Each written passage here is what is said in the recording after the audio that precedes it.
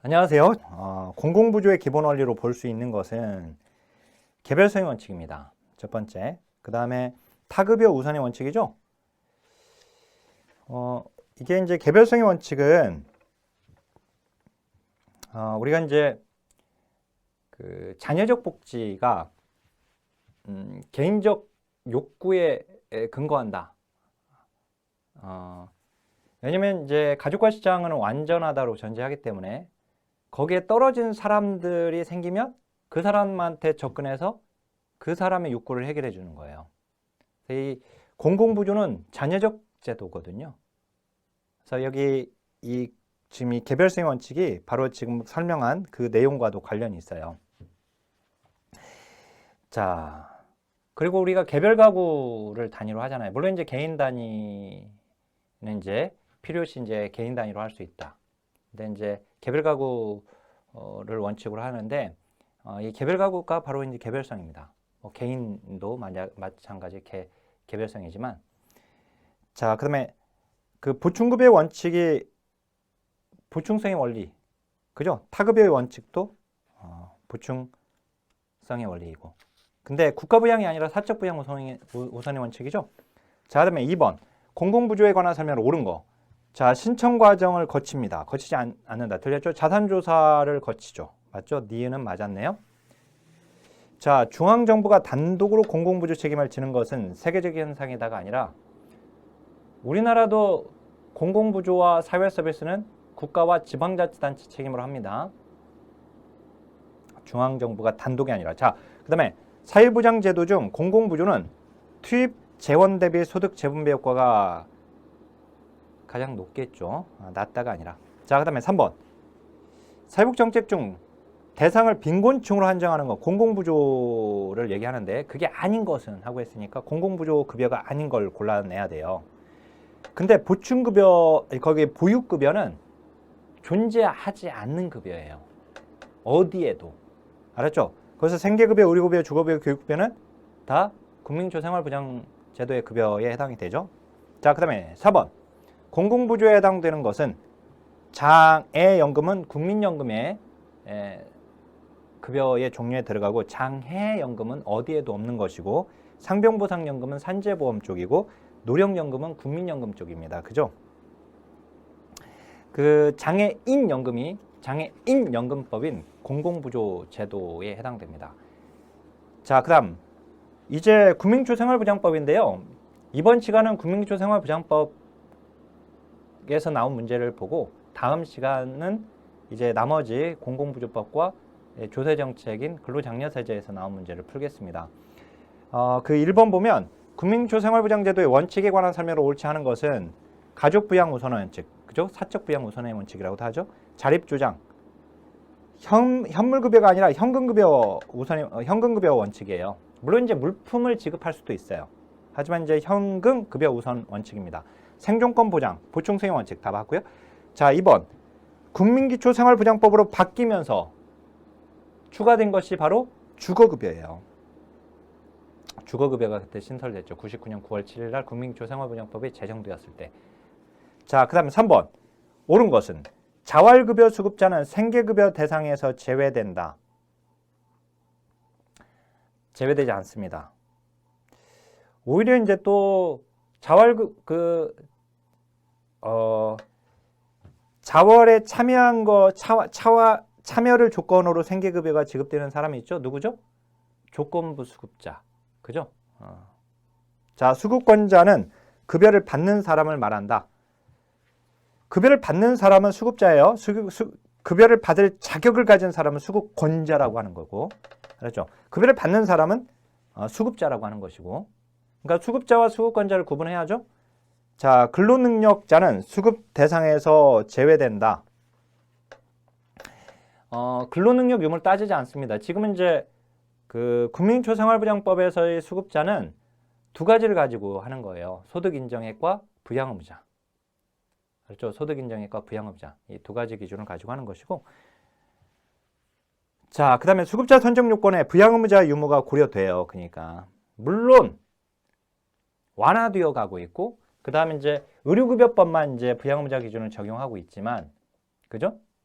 그럼에도 불구하고 일단 부양의무자 기준을 이제 고려하는 것이고, 수급자의 생활 보장은 시군구 생활보장위원회에서 행한다. 이 보장기관을 지금 물어봤는데요. 보장기관은 기본적으로 시도지사, 시장군수구청장입니다. 이제 교육급여 계획은 이제 시도교육감이 들어가 있는 것이고, 자, 그 다음 4번 우리나라 국민기초 생활보장제도 옳은 거. 교육급여는 교육부가 담당하고, 맞죠? 자활급여는 보건복지부가 담당합니다. 이게 지금 7가지 급여를 먼저 외우는 게 중요해요. 그래서 교생의 주사는 띵띵띵 하면 자해한다.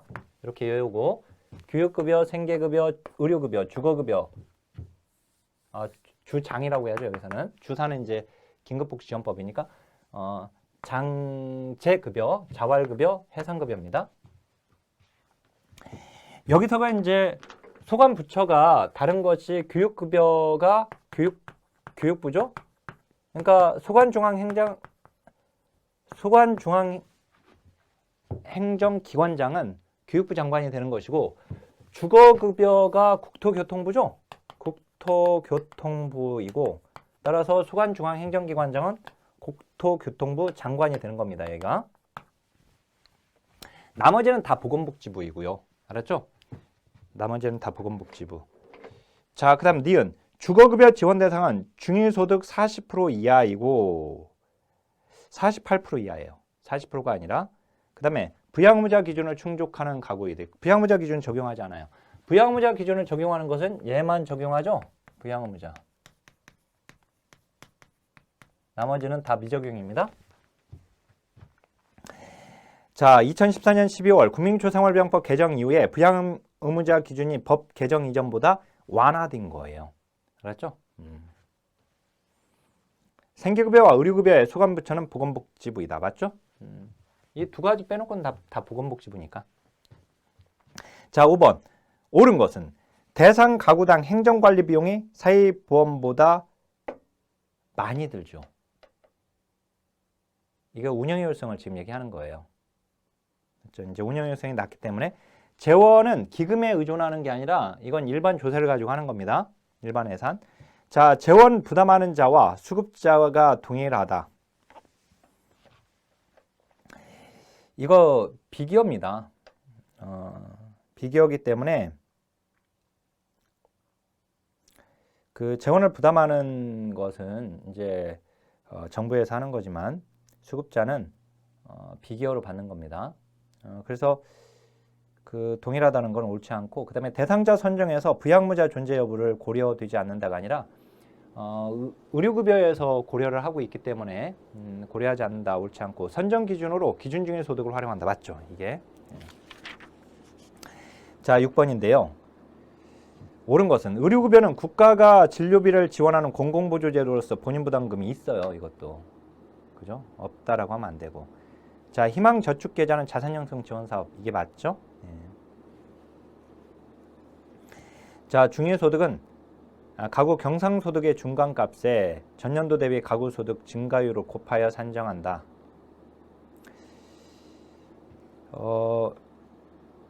중위소득은 이제 우리 그 국민기초 생활보장법의 이 조문에 보면 가구 경상소득 중간값에 최근 가구 소득 평균 증가율, 가구 규모에 따른 소득 수준의 차이 등을 반영해서 가구 규모별로 산정을 하는 겁니다. 노숙인은 의료급여 1종에 해당됩니다. 생계의료, 주거, 교육급여는 부양의무자 기준이 적용된다가 아니라 의료급여만 적용됩니다. 그죠? 자, 그 다음에 7번. 옳은 거. 차상위 계층이란 소득 인정액이 기준 중위 소득의 100분의 50 이하인 사람으로 한다. 이게 17회 때 1번이 본래 가답안에서는 맞는 문장이었고, 그러면 이제 2번, 3번, 4번, 5번은 다 틀린 문장이라는 거잖아요. 한번 볼까요? 2번. 생계급여 수급자의 선정 기준은 기준 중위 소득의 100분의 30 이상으로 하도록 되어 있어요. 이렇게 몇 이상으로 한다. 그러면 30 이상이죠, 이때는. 근데 실질적으로는 32로 정하고 있기 때문에 32 이하의 소득 인정액이 있으면 대상자가 되는 것인데, 어떻든 여기 이제 법으로는 이제 30 이상으로 한다. 이렇게. 그 다음에 주거급여는 국토교통부가 주관하는 것이고, 교육급여는 선정 기준이 기준 중위소득의 100%를 50 이상으로 잡으라고 했죠. 생계급여는 타인의 가정에 위탁하여 실시할 수 있어요. 보장시설이나 타인의 가정에 위탁하여 실시할 수 있습니다. 그러면 1번이 맞는 건데 1번이 최종 정답에서 틀린 것이 되어서 옳은 것이 없어져 버리기 때문에 전항정답 처리가 됐던 문제예요. 그래서 왜 그러냐면 차상위 계층이란 거기에 수급권자에 해당하지 아니하는 계층으로서가 반드시 들어가야 돼요. 수급권에 해당하지 아니하는 계층으로서 이게 반드시 들어가야 돼요. 그게 안 들어가서 이게 틀린 걸로 처리가 됐습니다. 자, 그 다음에 8번. 대상 가구의 월 생계급여액을 계산하는 문제가 나왔어요. 2019년 문제였습니다. 지금 보니까 부부 45세, 42세, 두 자녀 15세, 12세로 구성된 4인 가구네요. 4인 가구인데 소득 인정액이 월 100만 원으로 평가된다고 나왔어요. 자, 그럴 때 이제 보면 이때 중위소득은 다음과 같다라고 되어 있는데 이 당시 그 기준 중위소득이 이제 30%였거든요. 지금 이제 32%입니다.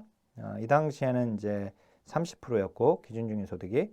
그래서 거기 기준 중위소득 4인 가구니까 4인 가구는 460만 원이네요. 그죠? 460만 원. 근데 소득 인정액은 100만 원이에요. 그러면 이 4인 가구에서의 그 기준 중위소득의 30%로 계산을 해야 하니까 30%는 460만 원에 30%는 138만 원입니다. 그럼 138만 원에서 소득 인정액을 빼줘야 하니까 38만 원이 되는 거예요. 알았죠? 왜냐면 이렇게 되는 거니까. 자, 여기서 이게 지금 이게 소득 인정액이 여기에 있으면은요. 여기 기준선까지 채워주는 거거든요. 여기까지. 근데 생계급여가 기준 중위소득의 30%란 말이죠. 이 당시에는. 이제 지금은 32%지만 생계급여. 자, 생계급여가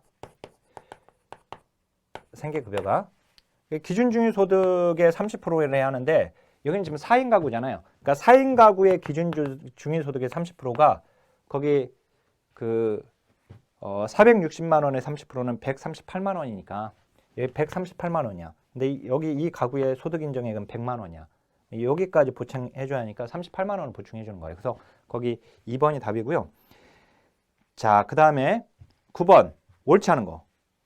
보충성의 원칙에 기반하고 있다. 그죠? 그다음에 이제 북한 이탈 주민은 무조건 일종이에요. 타법 적용자들은 다 일종이거든요. 의료급여법에서. 그죠? 그래서 이제 2번. 지금 보니까 국민기초생활보장 제도를 물어보면서 이렇게 의료급여법의 내용을 집어넣어서 물어보네요. 아까 노숙인도 물어봤잖아요. 6번에서. 그죠? 노숙인 일종이냐 이종이냐에서 일종인데. 자, 급여는 개별 가구를 단위로 하되 필요할 경우에 이제 개인 단위로 실시할 수 있다. 그죠? 수급권자와 그 친족 그 밖의 관계인이 시장군수구청장에 급여를 신청할 수 있다고 되어 있습니다. 생계급여는 수급자의 소득 인정액을 고려해서 차등 지급하는 거예요. 소득 인정액이 이만큼이면 이만큼을, 소득 인정액이 이만큼 인정받았으면 이만큼을 지원해 주는 거니까 다 차등이죠. 그죠? 차등. 차등 지급. 자, 10번. 옳은 거. 의료급여는 기준 중위소득의 이렇게 이상으로 하면 40% 이상으로 잡도록 되어 있고 교육급여는 50 이상으로 잡도록 있죠. 그죠? 수급권자는 급여를 받는 사람은 아까 수급자라고 했죠. 자, 그 다음에 국민기초생활보장제도에서 보장기관은 사회복지기관은 보장시설이에요. 보장기관은 국가 또는 지방자치단체입니다.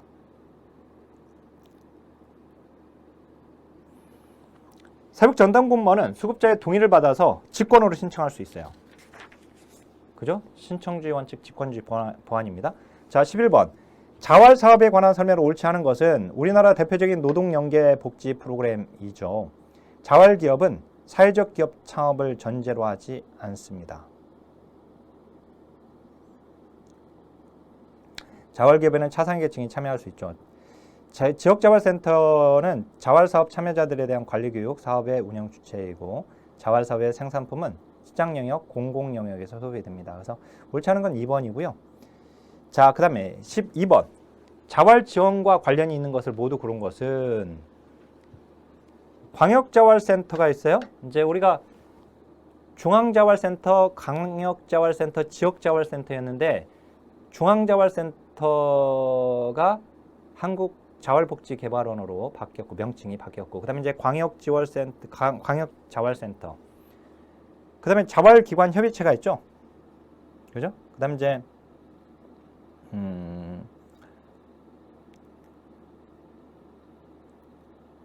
자, 그리고 이제 보장기관이 수급자의 고용 촉진을 위해서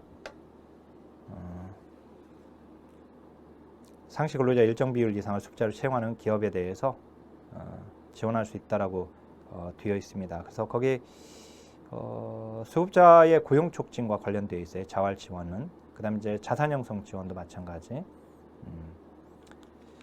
자활에 필요한 자산 형성을 할수록 재정 지원을 할 수 있다라고 규정되어 있습니다. 자, 그러니까 지금 국민기초생활보장법의 내용이 지금 여기서 지금 나오고 있는 거예요. 여기 국민기초생활보장제도라고 이렇게 물어보고 있지만, 자, 13번 옳은 것인데 한국자활복지개발원 중앙자활센터를 얘기합니다. 이거는 이제 서울에 하나 있어요. 시도가 아니라 광역자활센터가 이제 시도에다가 설치하는 것이고, 일반 수급자는 자활근로사업에 참여할 수 있어요. 그 다음에 기초생활보장급여 산정 시 소득인정액에서 자활소득의 30%를 공제하여 소득인정액을 산정하는 것은 폐지된 것이 아니라 생계급여 소득공제로는 적용이 됩니다. 별도지급은 이제 종료되었지만, 그 다음에 이제 광역자활센터의 운영 주체는 광역지방자치단체가 아니라 사회복지법인, 사회적협동조합 등의 비영리법인과 단체 등의 신청을 받아서 지정하도록 되어 있습니다. 희망저축계좌. 아까 어디입니까? 아까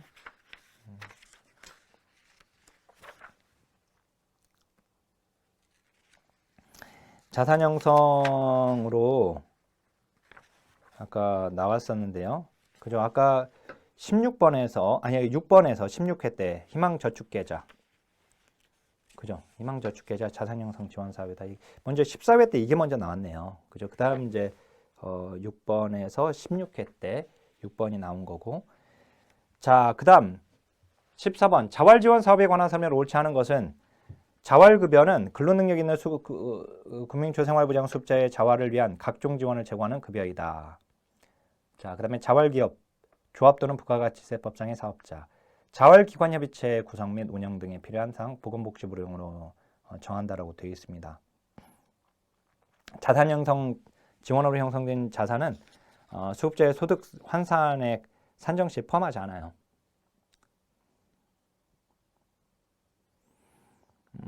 그러니까 소득인정액을 계산할 때 소득평가액 플러스 재산의 소득 환산액이잖아요.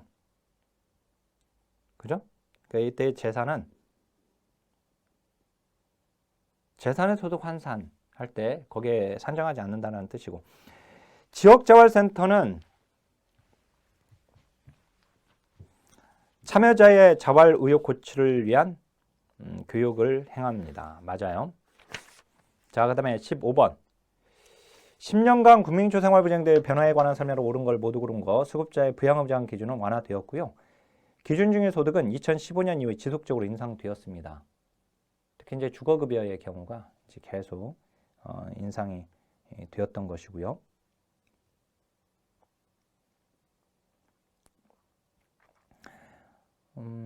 그 다음에 교육급여가 신설되었다. 교육급여가 신설되지는 않았죠, 그죠?